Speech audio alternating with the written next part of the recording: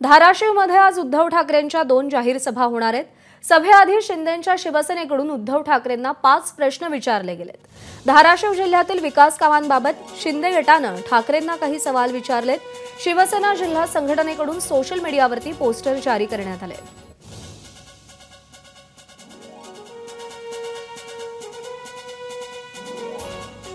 तर कोणते 5 सवाल विचारण्यात आले? धाराशिव तुळजापूर सोलापूर रेल्वे मार्गाला राज्य सरकारच्या वाट्याचा 50% हिस्सा का नाकारला?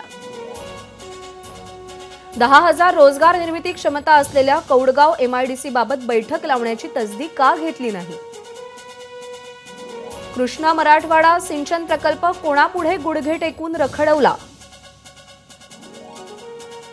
आदिशक्ती श्री तुळजाभवानी देवीच्या तीर्थक्षेत्राचा व्यापक विकास करण्यासाठी आपण काय केलं? पीक विम्यासारख्या प्रश्नावर मुजोर विमा कंपन्यांना जाब विचारण्यासाठी बैठक घेण्याची धमक का दाखवली नाही? ABP माझा, उघडा डोळे बघा नीट।